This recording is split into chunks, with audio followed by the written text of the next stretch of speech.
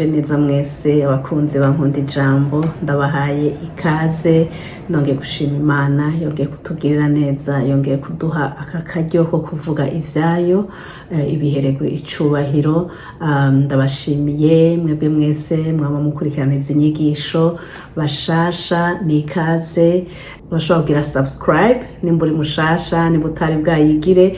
Urashobora gukunda izi video, urashobora kuzisangiza abandi. Nukuri uzisangije abandi nawe uzoba uri kuvuga ubutumwa. Ijambo ry'Imana muri Hoseya 4:6 haravuga ngo ubwoko bwanje ngo burimbuwe no kutamenya. Iyo uri kurasangiza ubutumwa abandi, uba uri kurakora kugira ngo ubwoko bw'Imana ntiburimbuke, bamenye ivy'Imana, tumenye ivy'agakiza, tumenye ivy'urugendo turimo, tumenye ivy'ibihe aho ibihe bigeze, tumenye ivy'ubuzima bw'inyuma y'ubu kuko burahari. Ivyo byose rero iyo uri kurasangiza ubutumwa abandi, kuba ari kugira ngo uterere mu bwami bw'Imana kugira ngo hatagira abarimbuka kubwo kutamenya. Imana iguhezagire rero wowe usangiza ubutumwa abandi kandi iguha umugisha. Amazina yanje ni Gahimbar, baranyizigiye shira mbere. Nongeye kubaha ikaze mwese mu majambo yo no munsi Imana yashize ku mutima.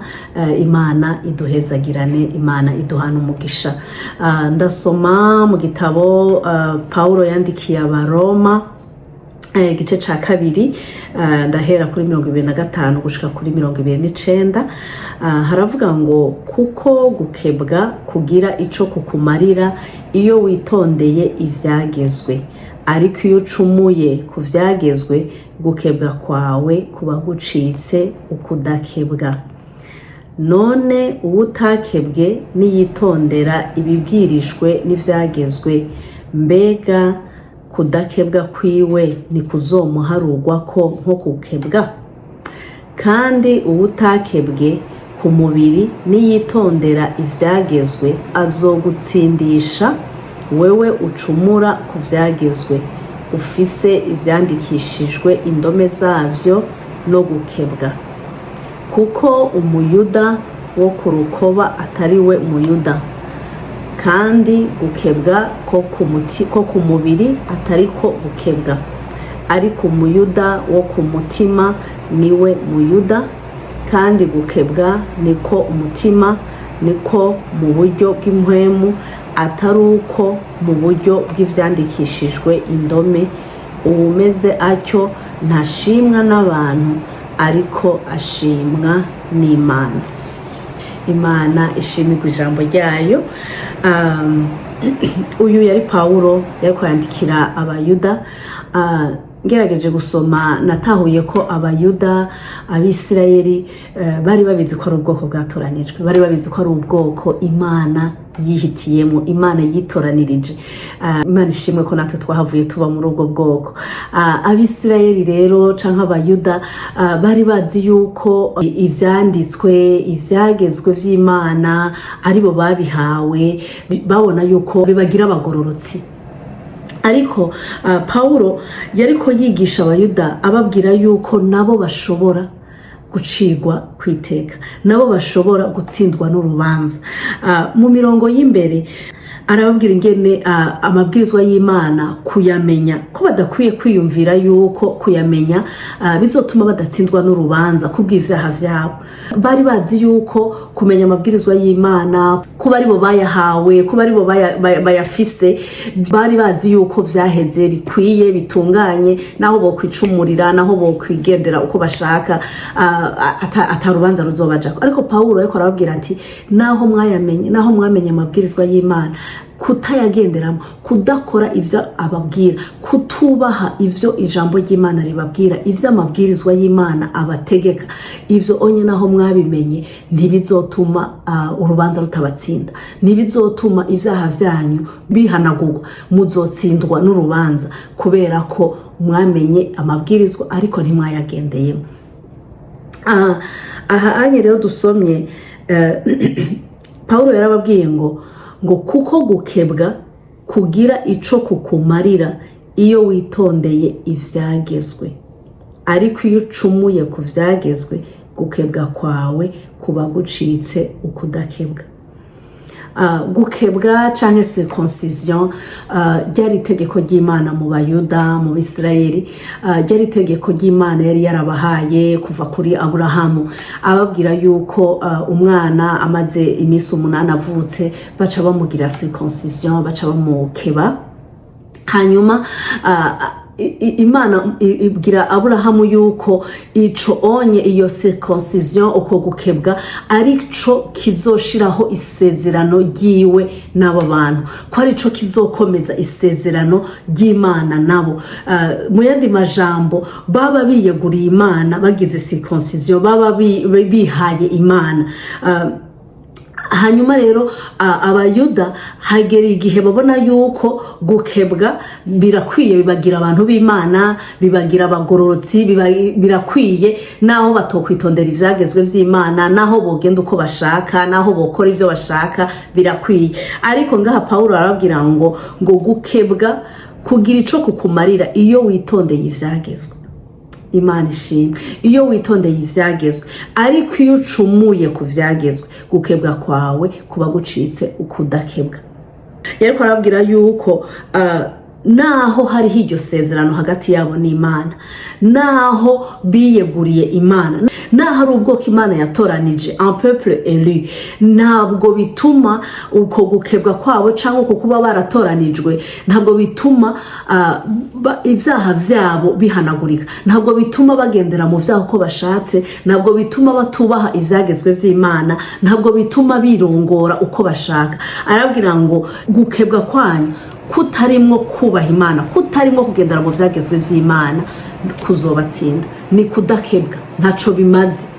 Bishoboke ko aya majambo ari amajambo yatsitaje cyane aba Bayuda iki gihe Paulo yababwira, kubera yuko bobo bari abanyedini, bo babona yuko kukebwa, kugira ivyagezwe vy'Imana, kuba baratoranijwe, kuba ari ubwoko bw'Imana bwatoranijwe, babona ko bikwiye. Ariko Paulo yababwiye ati ntibiherera ngaho, hariho ikindi, hariho ahandi mugomba kugera, hariho iyindi nyifato mugomba kugira, hariho ubundi buzima mugomba kugira. Mugomba kuba muri ivyo vyagezwe vy'Imana, mugomba kugenda uko Imana ibategeka. Nimba ijambo ry'Imana ari kubwira yuko kizira gusambana, ntugasambane. Nimba ari kubwira ko kizira kwiba, ntukibe. Nimba ari kubwira yuko kizira kubesha, ntubeshe. Nimba ari kubwira yuko kizira gukora iki niki, ntugikore, kubera ko ijambo ry'Imana ryari kubujije, ivyagezwe vy'Imana vyabikubujije. Ntabwo rero kwitwa yuko uri umuyuda, kwitwa ko wabaye sequence bikwiye mu gihe utagenda uko ivyagezwe vy'Imana bigutegeka.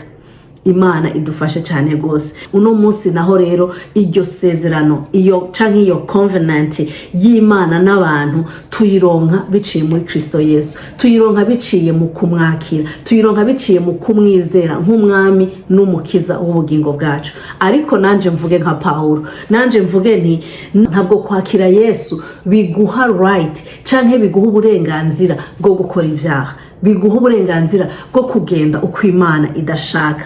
Uno munsi hariho inyigisho zigisha yuko kwakira Yesu, kumwizera bikwiye. Ego nukuri kumwizera ni vyiza, kumwakira ni vyiza, nta nigisa naco. Nibaza ko atani yindi decision nibaza mu buzima bw'iwanje ndafata iruta kwakira Yesu.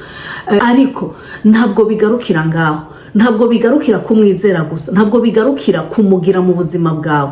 Biragomba yuko ugendera mu buzima bwo kwezwa, mu buzima bumuhimbara, mu buzima ashima, mu buzima bumuhesha icubahiro. Imana idufashe cyane gose. Kumwakira no kugendera mu vyagezwe vyiwe, kumwakira no kugendera mu vyagezwe vyiwe, no kugenda uko ashaka. Niwo mwakira mucuga umugendera mu buzima butamuhimbara. Hariho abantu yumva ko yarakijijwe ariko aribandaniriza ubuzima bw'ivyaha. Yarakijijwe, yarakiriye umwami Yesu, ariko arabandanya kubana n'umuntu batasezeranye. Ari mu buzima bw'ubusambanyi, ari mu buzima bw'icaha, ariko yitwa ngo yarakijijwe. Hariho abantu yitwa ngo yarakijijwe ariko abana n'umugabo n'uwundi. Babanye nk'umugabo n'umugore ariko n'umugabo n'umugabo. Bari muri homosexuality ariko bitwa ngo barakijijwe.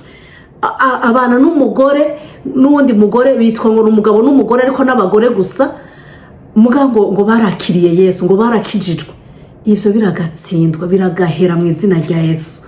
Ntabwo ubwo buzima ari ubuzima bw'umuntu yakijijwe, ntabwo ari ubuzima bw'umuntu yakiriye Yesu. Mperutse kuganira n'umuntu ariko arashingira nta ingene yakijijwe, ingene yavuye mu buzima yarabayemwo, arakizwa, arakira umwami Yesu, aca aravuga ati ibi bintu ndimwo ntabwo ibintu ari byo, ndi mu buzima bw'icaha, ndi mu buzima bw'ubusambanyi, ndakeneye kubuvamo. Yarabana n'umuntu ariko batasezeranye, baravyaranye, bafise abana babiri, uca wumva nyene barinze bagira abana babiri, n'imiburi buri imyaka baba bamaranye mikeyo, bari 5 canke 6 canke 7 bivanye n'ingene bakurikije abo bana.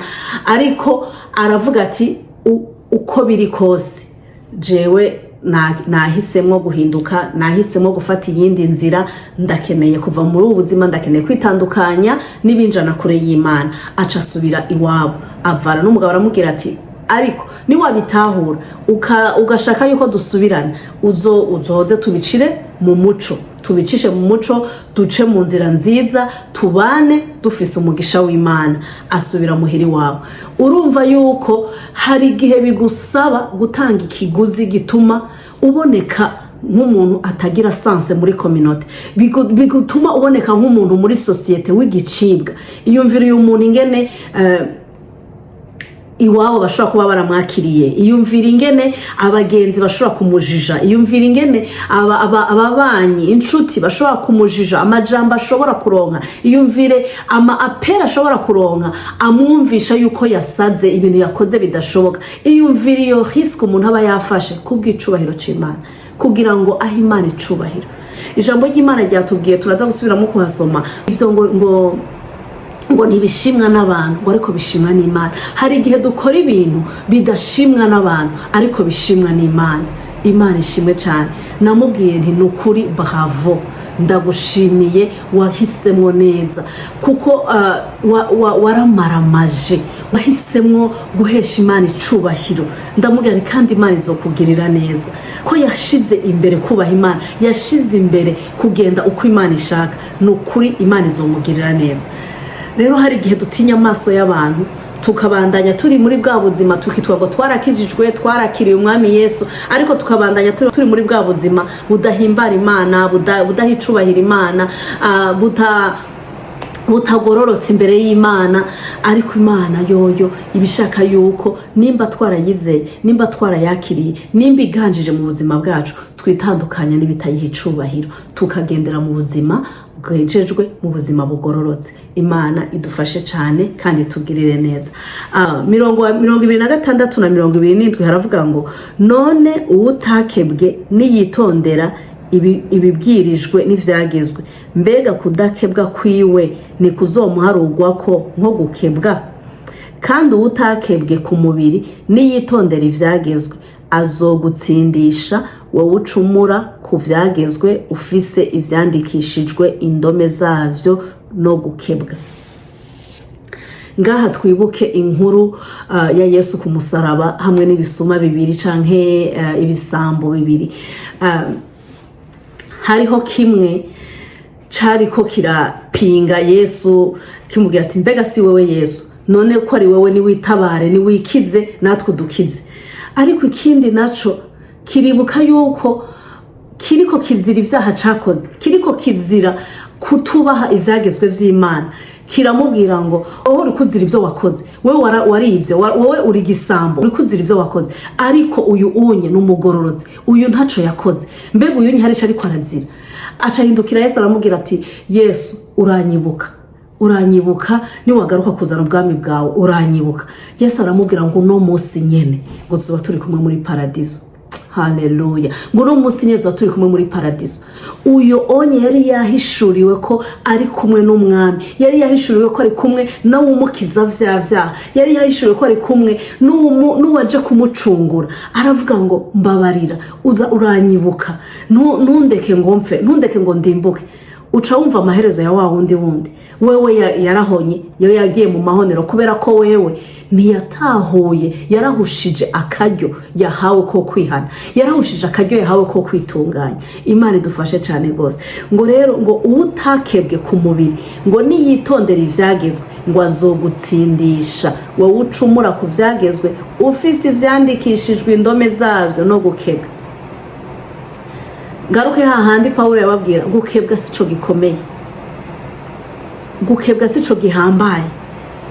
Heko arabwira ati nimwishimire ko mwakebwe, nimwishimire yuko muri ubwoko bwatoranijwe ari mwe mwahisemo mu yandi moko yose. Nimwishimire ivyo ntibihagije, kuko ubutakebwe yubaha Imana, yubaha ivyagezwe vy'Imana, arabaruta, yubasha Imana naho atari muri bwa bwoko bwatoranijwe, naho atari muri babandi bakebwe, ariko we yahisemo kubaha Imana, yahisemo kubaha ivyagezwe vy'Imana. Uwo onye azokizwa, namwe muzorimbuka. Arabwira ati rero ishimiriza ivyo onye, umenye yuko wowe ufise ivyagezwe, ubigendana vyanditswe no mu ndome nini, ukagenda no gukebwa, wewe umenye yuko uzotsindwa na wa wundi atakebwe ariko mu mutima wiwe yubaha Imana.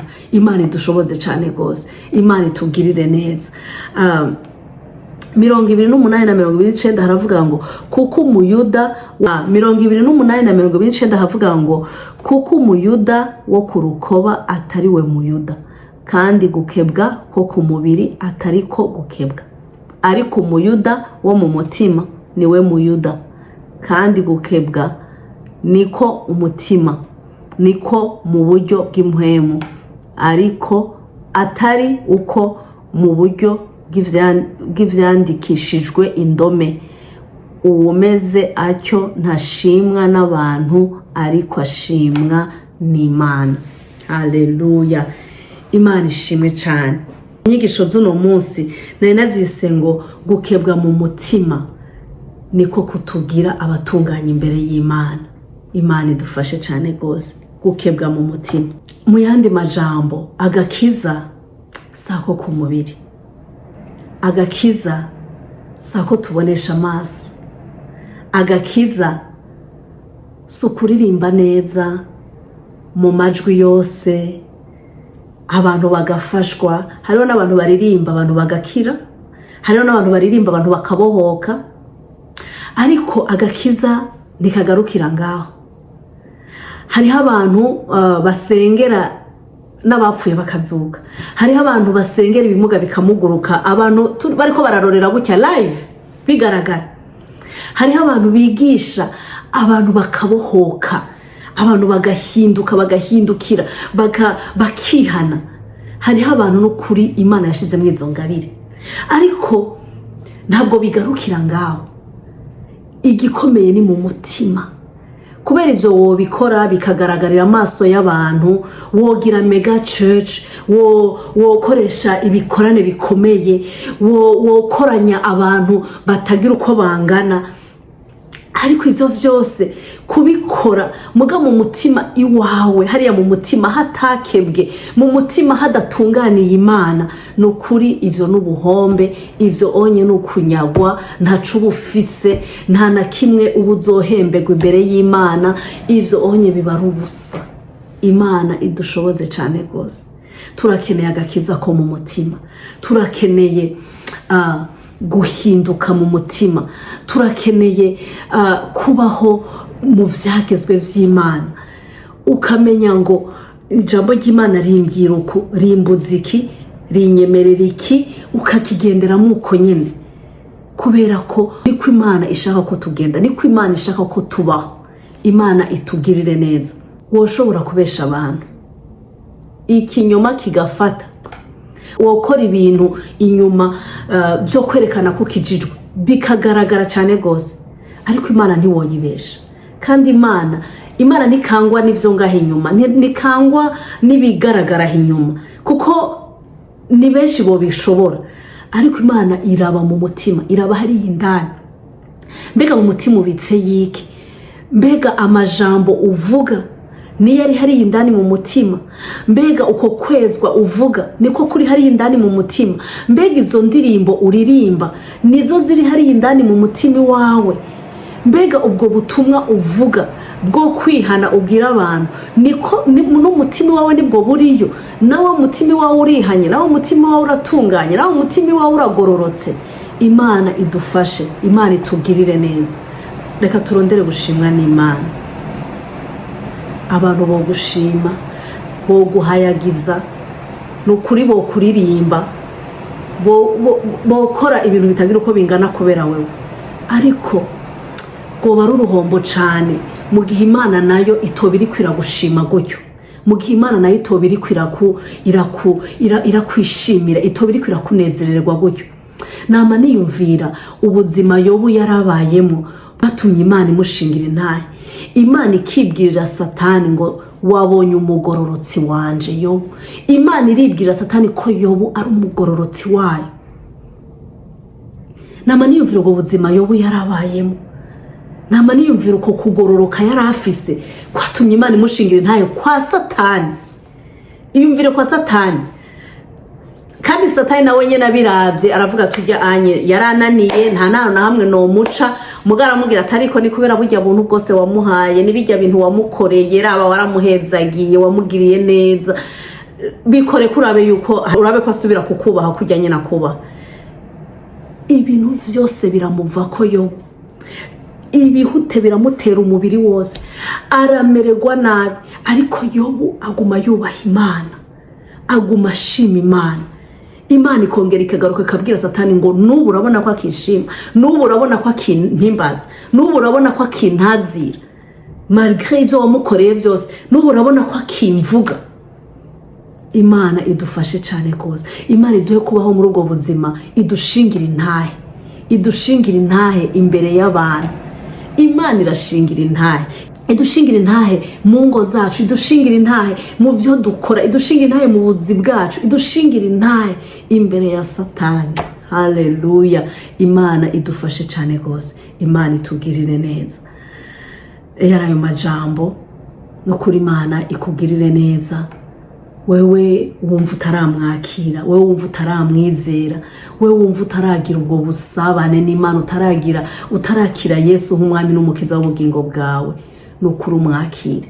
Yesu niwe aduhuza n'Imana, niwe aturemera iryo sezerano ryo kubana n'Imana, ryo kugirana ubucuti n'Imana, ryo kugirana ubusabane n'Imana. Yesu niwe abidushoboza wenyine. Ijambo ry'Imana ribwira ngo niwe nzira, ukuri n'ubugingo. Urashobora kumwakira, urashobora kumwizera. Aho nyene uri munzi wawe, aho nyene uri kurandaburi, urashobora kuvuga ngo Mwami Yesu ndakwakiriye mu buzima bwanje. Mwami Yesu ndakwakiriye umbera umwami n'umukiza w'ubugingo bwanje. Mwami Yesu ndakwakiriye undongorere mu nzira zawe. Mwami Yesu ndakwakiriye sinsubire kwiganza ariko abari wowe unganza. Mwami Yesu ndakwakiriye, umwizere, ubivuge n'umutima wugurutse, n'umutima wisheshe imbere yiwe.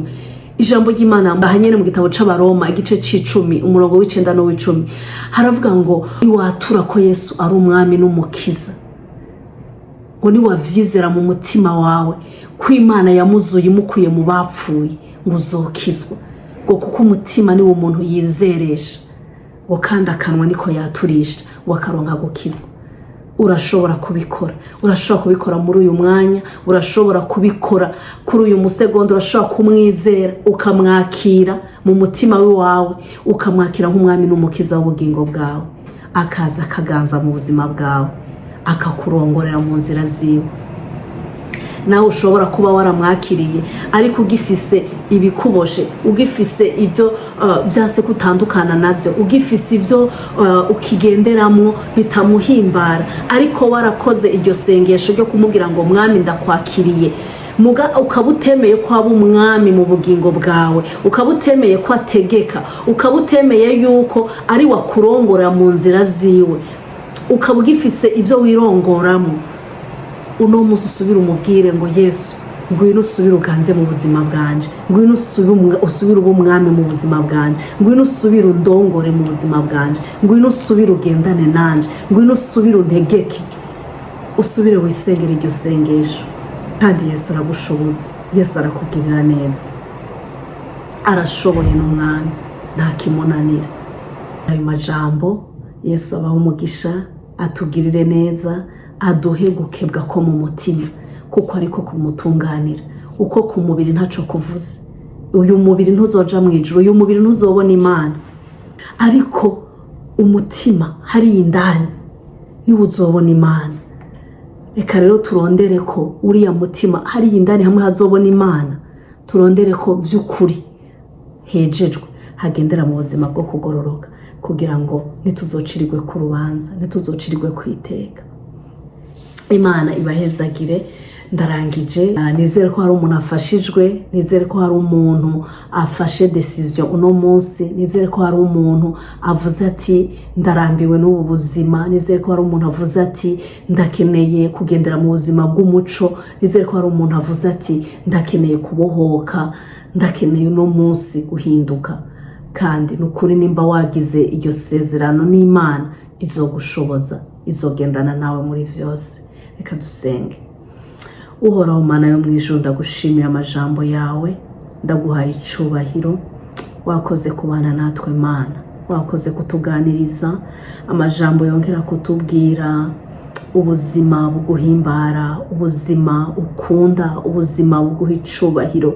Wongera kutubwira yuko gukizwa, gukebwa atari ivy'inyuma gusa, atari ivyo ku mubiri, ariko igihambaye ari ugukizwa kw'indani, ari ugukizwa ko mu mutima. Mwami waje, Mana yaje, sengeye uyu muntu no munsi ahisemwo kukwakiraho umwami n'umukiza w'ubugingo bwiwe. Uyu muntu no munsi ahisemwo kurongorwa nawe, Mwami ndamusengeye ngo umugirire neza, ndamusengeye ngo ubane nawe, ndamusengeye ngo ugendane nawe muri uru rugendo atanguye. Ikiganza cawe kimubeko, ikiganza cawe kimuzigame kandi kimuzitirire.